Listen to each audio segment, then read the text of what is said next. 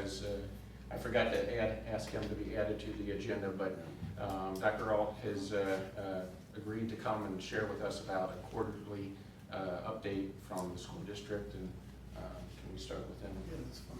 So if you come up after Mr. Ault, just if you would, just state your name and your address, and then state your business. Dr. Ault. Thank you. Thank you, Mike. I am Mark Hall from Superintendent of School District. I want to thank also the invitation that we had on September 11th for the firehouse. My takeaway was the house, right? A whole beautiful event. Very well done. So appreciate being invited. So thank you very much. Brian mentioned August 11th. We had a back to school fest, 3 different places in our community, Addiston, at the fire station, firehouse, and on campus. We served over 500 families, backpacks, school supplies. It was very well attended, and we appreciate you letting us use your facility. We had a smooth start to the school year. We started August 17th. It seems like months ago. In fact, we've already had homecoming and featured classes from 88, 89, 90, and special group class of 72, 50th anniversary. Back on campus. Great night, very well attended. Our student enrollment is up this year, about 35 students. We're keeping a close eye on that because, as I mentioned, I think previously, kind of taking a look at our space. We're getting a little crowded. Not as much because of enrollment, but because of our programs. So with the 2,169 students on campus on any given day, we have 149 seniors for the class of 2023. 86 students actually go to the Oaks. They're junior seniors, go to the Diamond Oaks and take part in their program. So kids are totally engaged. I usually talk about some of our athletic endeavors, but then I always forget somebody. So I'm just going to say they're fully engaged, and we'll report at the end of the fall sports season, but they're doing really well. I love watching our kids compete. They represent us well, they look good, and we're doing well. Great sportsmanship, great kids. And Mr. Hurgis talks about it all the time.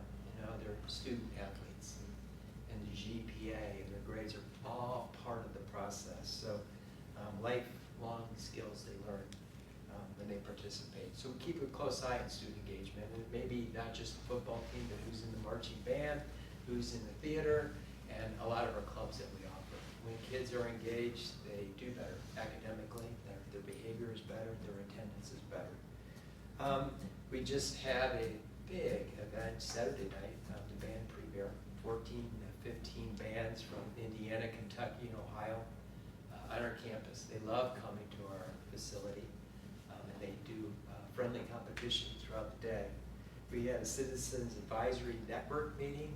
We had Officer Macon, who is our security officer, come and talk to about 10 to 12 community members, just about school safety in general.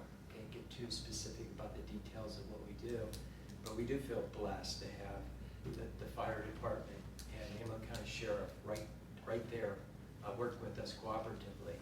And we know it's a hot topic. It's one that takes top priority every single day. I'm glad we have Steve Macon on our staff, and then we have 2 other security personnel to help us with that endeavor. We, this Saturday, have an event on our soccer field. Nicholas Cordray would be a senior, tragically lost his life a couple of years ago. So this is his graduating class. He was a senior on the soccer team. He was a goalie. So the Cordray Foundation has donated some financial support. We have a memorial garden in his honor. And it's actually been put in place, but we're going to have a formal dedication in between the JV game and the varsity game Saturday evening, 6:45. I didn't know Nicholas, but I wish I did, because I've heard wonderful things about him. Love Taylor High School, and his parents are just, they're amazing in terms of their strength that they show. So we're looking forward to that and honoring him.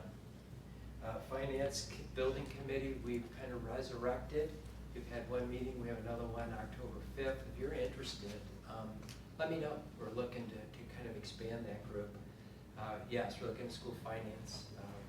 that's just part of what we do. When you guys are talking about staffing, we go through that as well.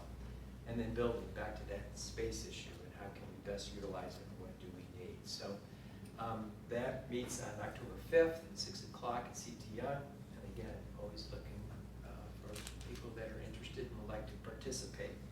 We have a craft fair sponsored by the Acclaim Foundation, which is our theater program, fine arts program, on October 22nd from 9 to 2 on our campus. The Kiwanis, we work really well with the Kiwanis, Cleans the Rivers Kiwanis. We're having a pumpkin chuck, second annual pumpkin chuck on November 5th. So that is really a fun event. We've got this big trebuchet, so it's about the size of the ceiling. And so instead of throwing your pumpkins out at Halloween, save them. They can be a little rotten. In fact, those are better because then they explode all over. We're in the elementary parking lot. We've got some big plans this year. I think we're gonna have targets and prizes, and we have music, and it's just a really fun event. And you bring your pumpkin, and they fly about the length of a football field sometimes. It's pretty crazy. The biggest reason for celebration from the school district, and I always I try to temper my enthusiasm, but we got our state report card. We're so much more than just the state report card, believe me.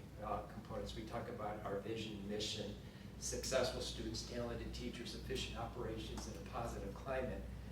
So I know that what we do is more than just an Ohio Department of Education grid card, because that's all based on pretty much state testing. So we got the results back, and they've changed it to stars. It used to be letter grades, and you might see the banners above CTI. Used to be excellent or excellent with distinction. Now we're into stars. So we have 5 components. One is achievement, one is progress, one is gap closing, graduation, and early literacy. And so you get a rating of 5 stars would be the max in each one. So achievement is just based on state test scores and how our kids did on those assessments from 3rd grade all the way through high school, and of course exams, and we had a 4. And then we had on progress, so that's taking kids where they're at, so they come in, this is their score from the previous year, and then how did they improve? So that's the progress score, we get a 5. The gap closing is kind of Cindy's forte. We're looking at our subgroups, kids that have learning disabilities perhaps, or our racial makeup of our student body. So the gap closing was a 5, the graduation rating was a 5, and our early literacy component was a 3. So you added up, we had 22 stars. So you're like, well, okay, that's good, right? When you compare it to the rest of the public schools in the state of Ohio, and there are 610 of them, we're in the top 10% in the state on that report card. So I'm humble about it, and I'm excited about it, but as I've said to the staff, this is great, let's do it again. So kind of like the Bengals, right? Do it again. So that's our goal. We are humble, we celebrate it a little bit. We're really proud of these scores. If you look on the ODE website and you look at all the schools in Hamilton County, we're right up there. And you should be proud, I'm proud, this community should be proud of the work that our students and our staff did. Last year, when we were still working with COVID and quarantine and staffing issues, we just worked through it. And so super proud of them. And again, I know there's more to what we do on a daily basis, but this is kind of affirmation that we're stepping in the right direction. So just wanted you to know. Questions for me? I appreciate it. Congrats, that's great. Thank you. Great, appreciate Nice you job. coming. Thank you.